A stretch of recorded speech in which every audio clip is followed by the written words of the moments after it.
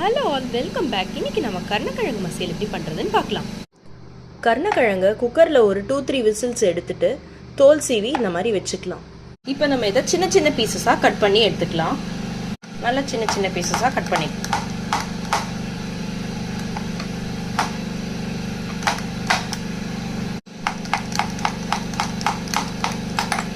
Next நம்ம இதில் கொஞ்சம் புளி தண்ணியை கரைச்சிக்கலாம்.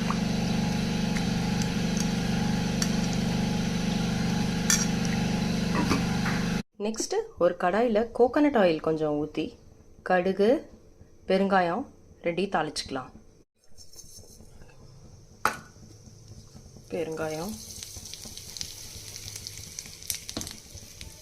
கடுகு இப்படி நல்லா வெடிச்சோன்னே க்ரீன் சில்லிஸும் ஜிஞ்சரும் சேர்த்துக்கலாம். இதில்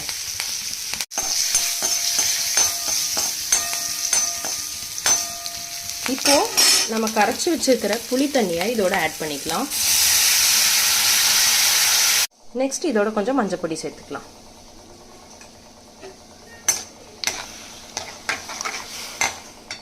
இது நல்லா கொதிக்கும் போது கொஞ்சம் உப்பு சேர்த்துக்கலாம்.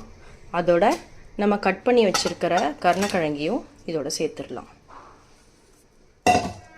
கருணக்கிழங்கு ஜென்ரலாகவே எல்லா கிழங்குமே கொஞ்சம் கேஸ் காசிங் ஐட்டம்ஸுங்கிறதுனால இஞ்சி பெருங்காயம்லாம் கொஞ்சம் எக்ஸ்ட்ராவாக போட்டால் அது ஃப்ளேவரும் நல்லாயிருக்கும், அதே சமயம் ப்ளோட்டும் ஆகாது.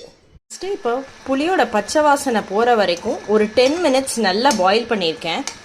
பாயில் பண்ணி வந்ததுக்கப்புறமா இதை நல்லா மேஷ் பண்ணணும். ஸோ இதை இப்படி நல்லா மேஷ் பண்ணும்போது உங்களுக்கு மசியலில் சாப்பிடும்போது நல்லா சூப்பராக இருக்கும். ஜென்ரலாக கருணக்கிழங்குனா கொஞ்சம் காரம் தான் செய்யும், பட் நம்ம கொஞ்சம் புளி சேர்த்து பண்ணுறதுனால அந்த காரது கொஞ்சம் கம்மியாக இருக்கும், பட் இதோட ஹெல்த் பெனிஃபிட்ஸ் ரொம்ப ஜாஸ்தி. நல்லா மேஷ் பண்ணியாச்சு. இப்போது கொஞ்சம் கருவேப்பிலை, பச்சையாக கொஞ்சம் தேங்காய் எண்ணெய், இது ரெண்டையும் நல்லா மிக்ஸ் பண்ணிக்கோங்க. அதோட நெக்ஸ்ட் கேஸ் ஆஃப் பண்ணிவிட்டு இது கூட ஒரு லெமனும் சேர்த்துக்கோங்க. தேவைக்கேற்ற மாதிரி லெமன் சேர்த்துக்கோங்க.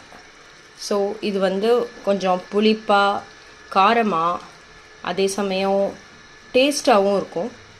இதை நம்ம சாத்தோட சேர்த்து சைட் டிஷ் மாதிரி சாப்பிடலாம்.